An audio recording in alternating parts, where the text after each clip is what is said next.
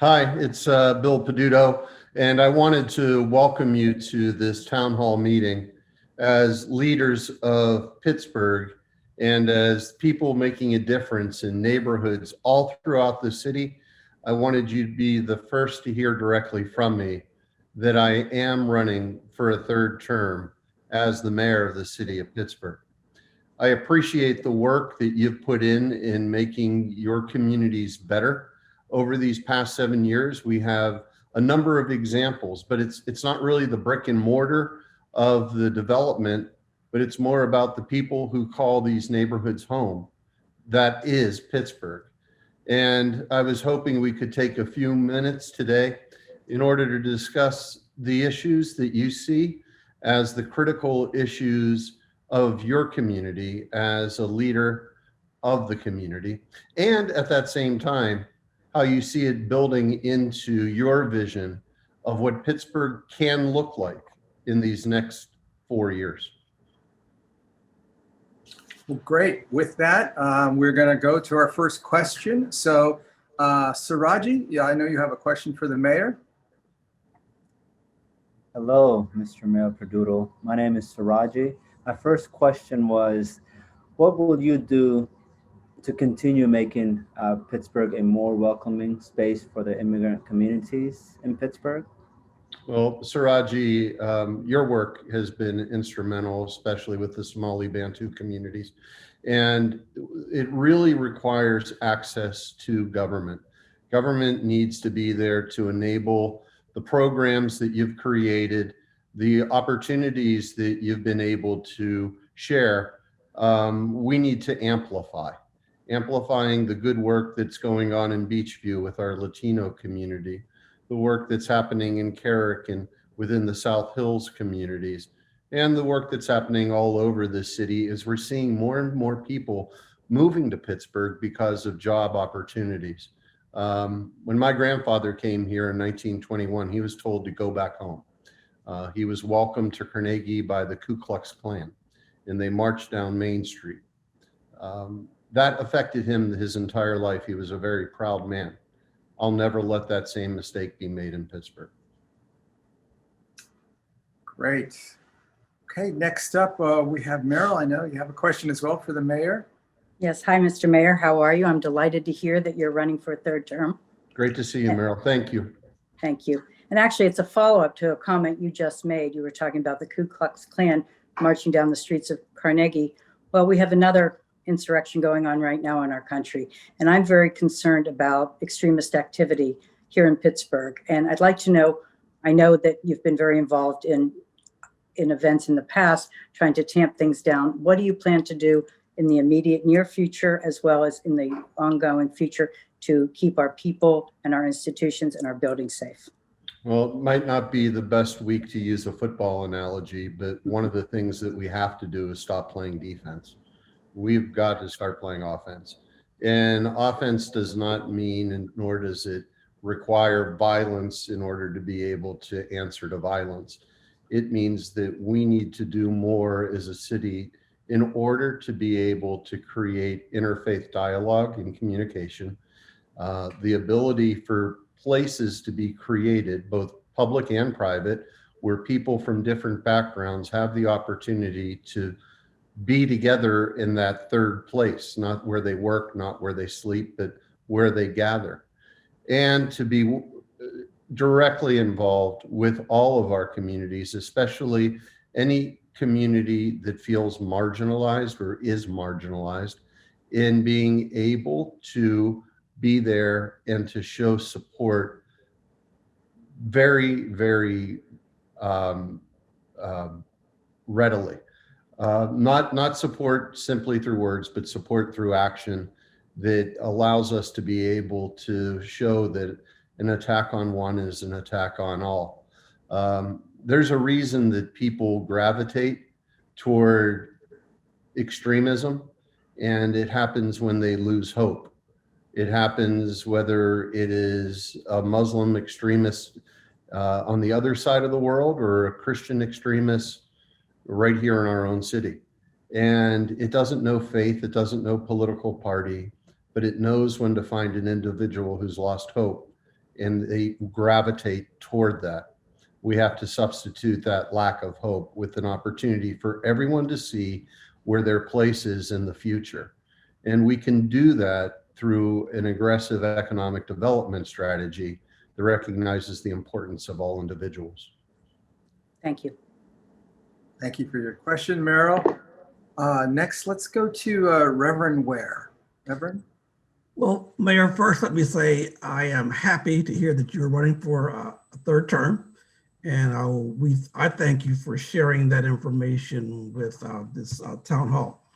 It seems like there's a kind of a theme going here. And so my question was related to the first two about how to improve public safety.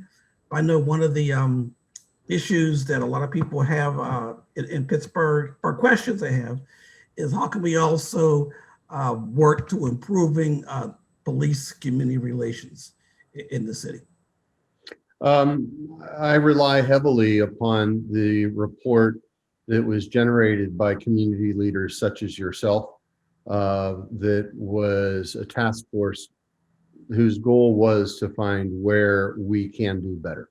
And there are a lot of areas where we can definitely be doing better when it comes to police reform. Part of that, though, requires a change from within. There needs to be a cultural acceptance of community policing as 21st century policing by those that wear the uniform.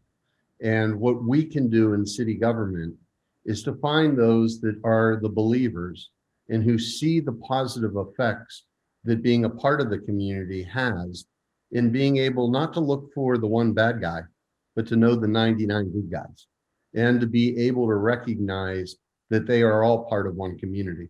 What I can do is I can promote them.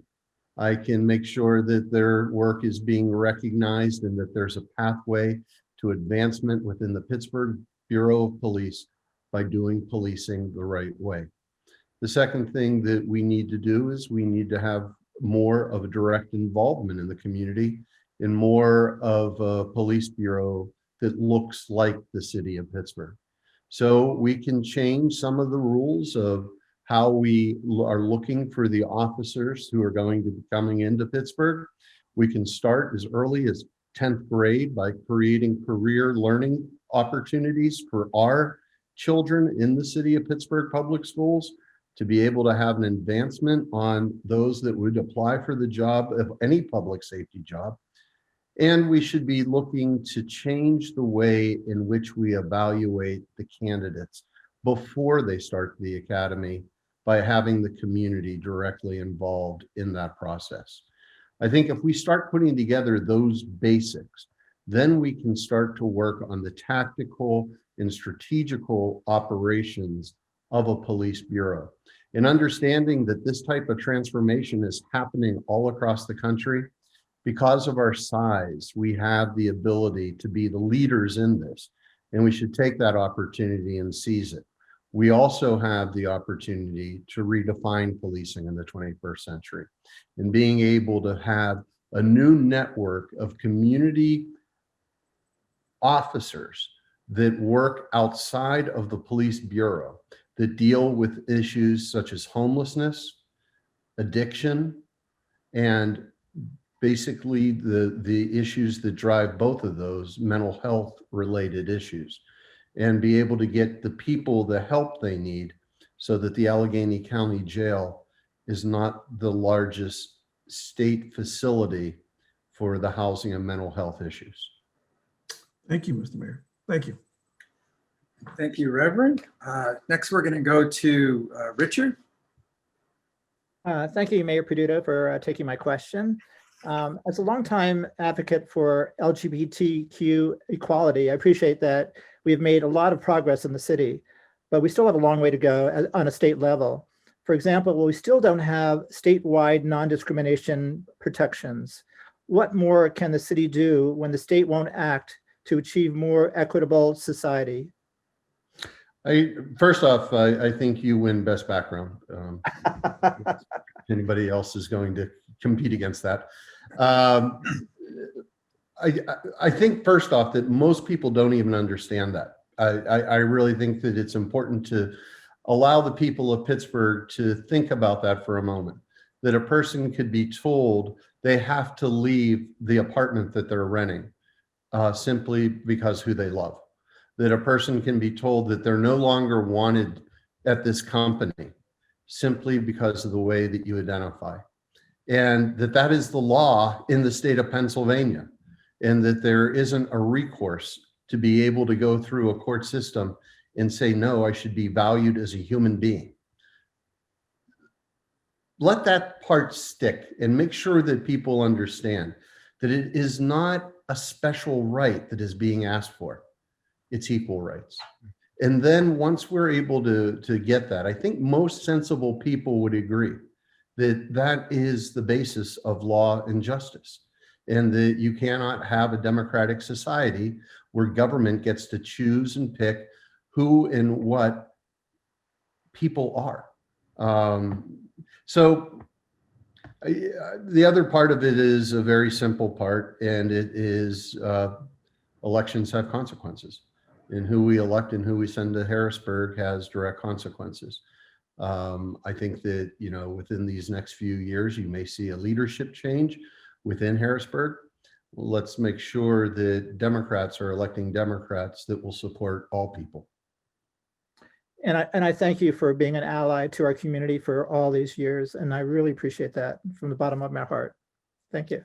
Now, Richard, I've had the great opportunity to being introduced to so many of the leaders back then when we worked together in the late 80s and the early 90s to the young leaders that you're helping to mentor today. Thank you. That you have been that steady rock throughout the community to be able to understand the power that is given when collective voices can be heard. Thank you. Thank you, Richard. All right, Dylan, you're next up. All right, well, first off, I just wanted to say that I was very happy to hear that you are running for a third term, Mr. Mayor. So I'm speaking as someone who has been going to Pittsburgh Public Schools for my entire educational career. And so I have a question about education. So given that Pittsburgh has an independent school board, what do you view as your administration's role in ensuring a quality education for all students, regardless of zip code? Well, first, Dylan, what school do you go to? I go to Obama in East Liberty. Fantastic. And thank you for getting involved. I was told by Marco that you may not be old enough to vote in this election, but you're still a Pittsburgher and your voice needs to be heard. The idea of where city government and the Board of Education merge and then where they complement each other is something that I've learned now through two different superintendents and two very different styles. With Superintendent Lane, she was very hands-on in a coordinated effort between the city and the school to be able to work together on issues and different initiatives that would be occurring. And we had some success in being able to end the disagreements between teachers' unions and foundations, to be able to get support out of Harrisburg, and even to be able to pull some corporate support out of downtown. With Dr. Hamlet, it's more of an independent leadership style where he chooses to work within the school board in order to be able to put together that agenda. And then when needed, picking up the phone and then working with the city. So number one, I recognize and I understand the leadership styles may be different with the superintendent. But what I told both superintendents is that when they're not in school, they're mine. When they're walking to school in the morning, they're mine. When they're walking home in the afternoon and into the evening, they're mine. On the weekends, they're mine. And on the summertime, they're mine. I call them my little burgers. And what I have to do is provide them the opportunities to succeed when they're in the classroom. I have to be able to create summer programs of employment that allow 2,000 kids. Our goal is every kid that wants a job will get a job, but you won't be cutting grass and painting fences. Well, some might, because that may be what they choose. but you will be paid to work at PNC Bank. You will be paid to go to UPMC and the University of Pittsburgh. You will be paid to see the opportunities that you otherwise might not see that are before you right here in Pittsburgh. And after school, we needed to be able to create something different. We were not feeding kids after school, and we created a program to be able to do that. And you know who they brought? Their moms, their dads. They brought the family. And now we have created, from a Department of Parks and Recreation, a Department of Parks and Wellness, where we have not only after school programs, but other programs like Rec to Tech, where we are teaching young Pittsburghers tech skills by professionals that locate their companies right here in Pittsburgh that their suburban schoolmates will never have. They'll be able to take a computer apart and rebuild it. They'll be able to learn coding by 7th grade. And instead of just providing after school basketball, we're providing the opportunity to advance into a 21st century economy. My biggest role as mayor is to be an advocate for the Pittsburgh Public Schools, not to be an apologist, but to call out when I see that something is wrong and to be able to commend when I know the things that are right are happening. My bigger role as the mayor is to make sure that those people who are enrolled in Pittsburgh Public Schools and all young Pittsburghers have opportunities given to them that their counterparts in suburban areas don't. Thank you, Mayor. Thank you, Dylan. Okay, we're going to move on now to Kia. Kia? Hello, Mayor, and Hey, thank you Kia. for running for a third term. My question is, how do you plan on investing in Black women and Black-led organizations who are on the ground running and making real change in the city? Like you, obviously, and the great work that you do out in the West End and throughout several neighborhoods, West End communities. I took very seriously the creation of the Gender Equity Commission. It was then Councilwoman Natalia Rudiak who put the legislation together. And when it came to our administration, I made sure that it was fully implemented as it had been proposed. Part of that proposal is independence. And the Gender Equity Commission worked with the University of Pittsburgh to put together a report of where disparity exists between gender in the city of Pittsburgh. But they decided to take it one step further and then to calculate through data and research where disparity between Black women exists in the city of Pittsburgh.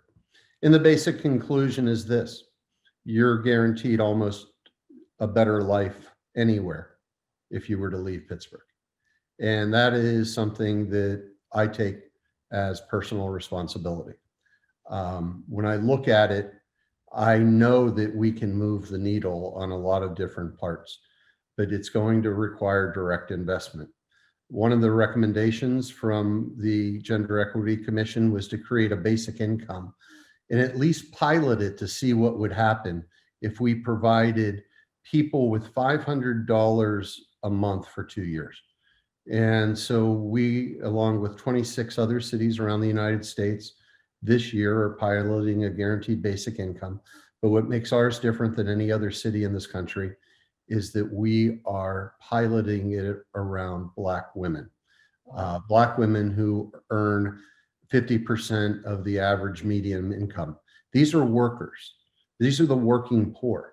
These aren't people who live off of federal subsidy. These are people who are getting up working 2, sometimes 3 jobs and still are being caught in the net. Now, they may be the head of a household, they may be independent, but we're going to work with the University of Pennsylvania and the University of Tennessee, and we're going to compare that against a control group of 100 people. And that data over the next 2 years will be compiled with all the other cities in order to be able to show that a basic income can break the cycle of poverty. That type of direct investment is absolutely critical, but that's not enough, not by far.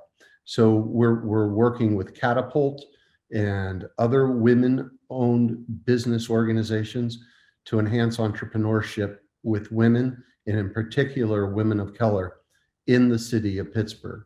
We're combining that with our Avenues of Hope, which is targeting in your area, Chartiers Avenue, in other parts of the city, historically Black neighborhood business districts that have not seen any investment for 50 years. And we're not just going to fix it up and make it look pretty. We're going to do that. Then we're going to find the entrepreneurs from the community to start living and having their dream. The third part of that is home ownership. If we want to see the cycles of poverty broken, we have to provide the opportunity to create equity by owning your own home. And for decades, banks redlined out certain parts of the city to not be able to get mortgages. We have to do the exact opposite, and we have to create incentive programs for low-income individuals to be able to own their own property. In the city of Pittsburgh, where we've seen rent go up, in many cases, it's less expensive to buy, but we don't provide the opportunity to do so.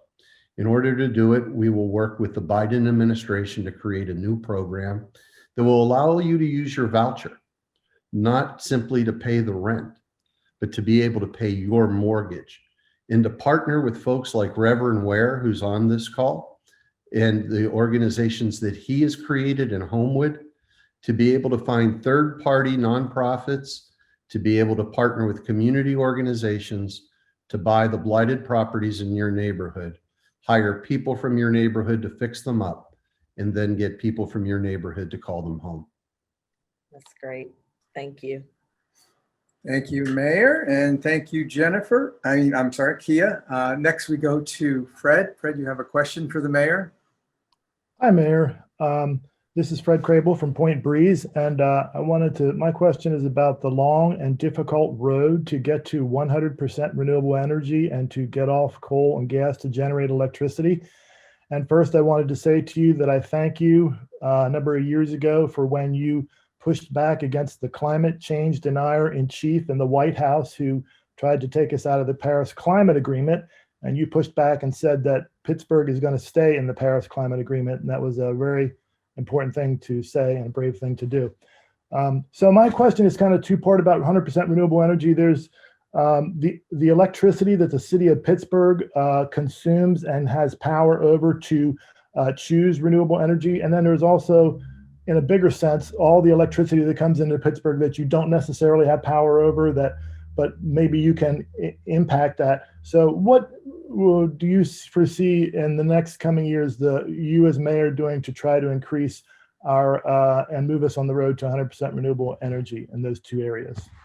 So first off, thank you for your leadership within the environmental community of Pittsburgh and for always looking for solutions. When I talk about those that don't just play defense, but look for ways to play offense, Fred, I look toward you. You're somebody who is always trying to come up with the next creative idea of how we can actually get something done. There's a prayer by St. Francis that I can't remember right now, but it's like, God, give me the serenity to take care of the things that I can and to deal with those that I can't, and the knowledge to know the difference.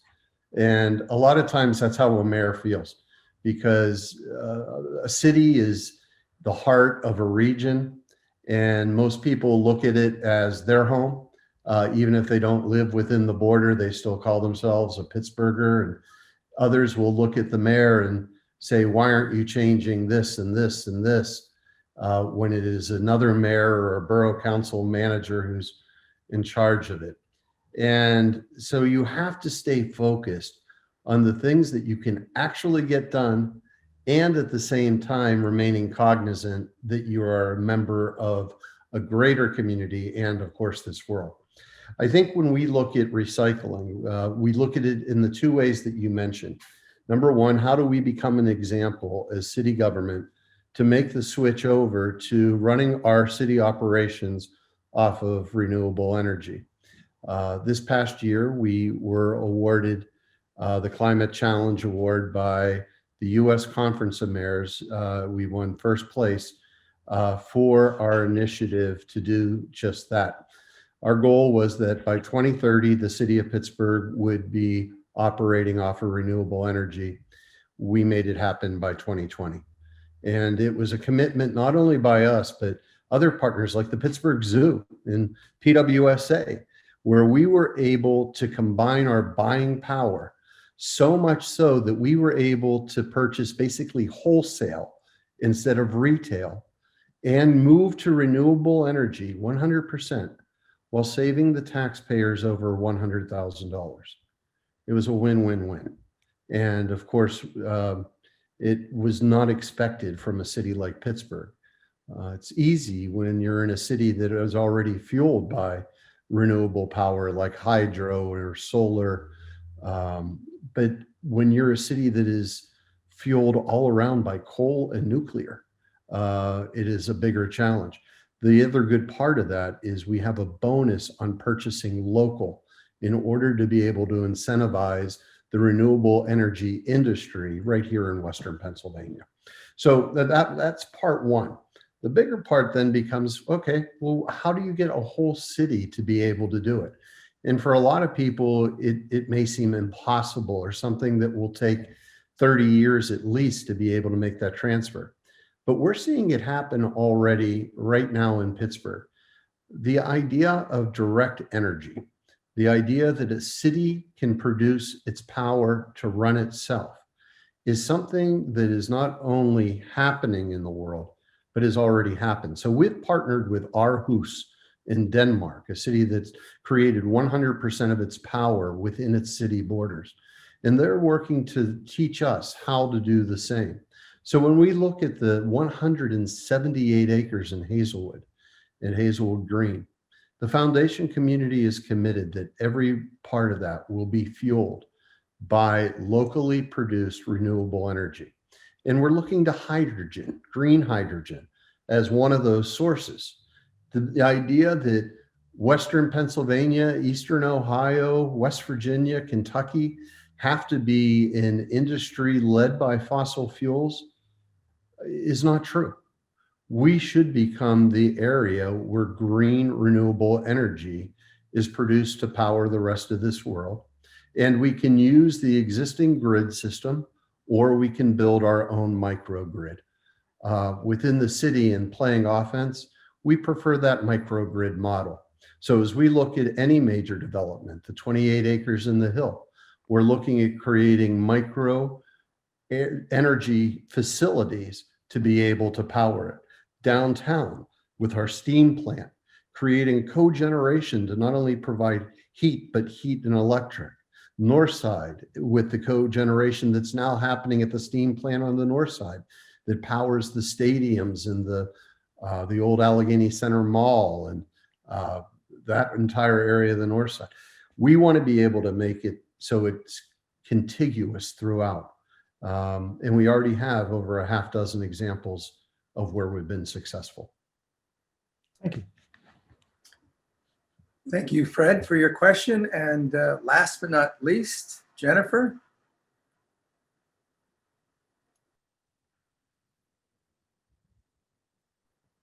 Sorry. Thank you very much. How are you, Mr. Mayor? Jennifer, it's great. Go ahead. I'm sorry, sir. No, I just said it's great to see you. Oh, likewise. So my question has to do with, and you said so many things this evening that were things that I am very concerned with, and your answers were all very positive and very encouraging. But specifically, my question this evening has to do with how you intend to continue to prioritize communities such as mine, Belsuver, and other communities in your economic development and just development throughout our communities, bringing us back to the communities we once were and desire to be again. Well, Jennifer, thank you. You basically answered your question by being here tonight. You listen to the community leaders who have a vision of what it is that they want to see. and you provide resources in order to be able to meet the priorities.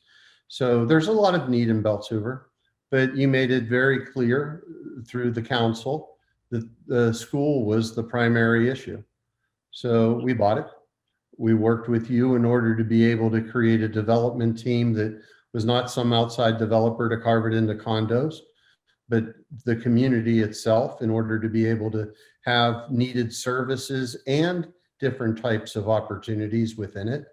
And we'll continue to work with you now in order to be able to fill the gap financing to assure that that is one of the priorities of our hilltop communities. But we also realize that Beltshoover, Knoxville, Allentown, all have shared borders and all have some areas where need is needed to occur. As you look up toward Allentown and the intersection with Beltshoover, there's prime opportunity with real estate right there. That would be great to have a grocery store.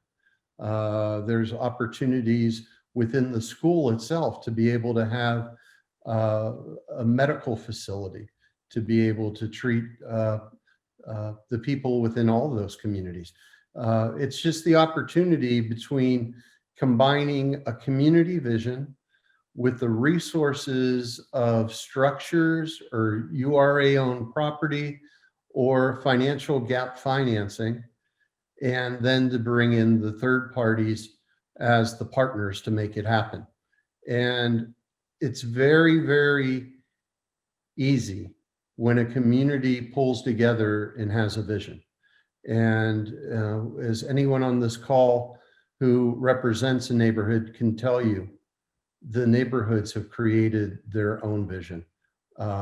We just need to be the partner in order to make it happen. Thank you.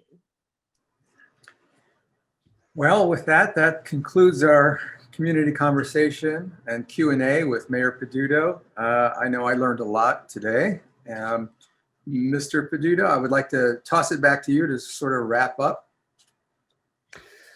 Yeah, I had a lot of conversations today. I was on the phone pretty much all day. And there's this concern that's happening around our community and around the country of where things are going. People are looking at Washington and they see it polarized and being pulled in both directions, and not sure where and how Washington will be able to get things done. I think that most of us would be able to say over the past 7 years, there's been a positive buzz about Pittsburgh. There used to be that old joke, when the end of times come, you want to be in Pittsburgh because Pittsburgh's 10 years behind the times. Nobody tells that joke anymore. But it's not about the robots and all those other things. It's simply about re-belief in the city of Pittsburgh that has people investing. Whether it's in new office towers or it's a new kitchen, people are deciding to stay and people are deciding to move in. And we're seeing that in neighborhood after neighborhood. So unlike the administrations of the past that had to manage decline, these next several years will be an opportunity for us to manage growth. And part of that will have the challenges that are very real, like gentrification. But if we are working together as one community and understanding that each of the neighborhoods have their own vision of how they want to be able to proceed, we're in a very good standing point when it comes to other cities. And although these times with a pandemic and political uncertainty are holding us back, I have a very good feeling that what is going to come out of this will be a much better city. We've faced crisis before. When we took office, we faced a crisis with our finances. We realized that we had a structural deficit of over $25 million. We did the tough votes. We had council with us, and we rectified that problem, only to find out we had a problem with our pensions. And we dealt with that crisis and got through it. Then came the water crisis. And it wasn't just lead, it was that we had lost PWSA. And the organization itself was not able to operate. And we worked with that, and we will have all the lead lines out of the city by 2025. And then we had Tree of Life. And we had to pull back together as one community and to show support. And we did. And then we had the pandemic. And now we're dealing with that. And we're also dealing with the realities of the Black Lives Matter movement and equity and justice. And in all those situations, no matter what the crisis that was thrown at us, we came back stronger. And I have every belief that we are going to come back stronger out of what was thrown our way in 2020 as we go into 2021 and the next few years. And what it will require is a consensus and a voice throughout all of our neighborhoods of what those neighborhoods want to see Pittsburgh be by 2026.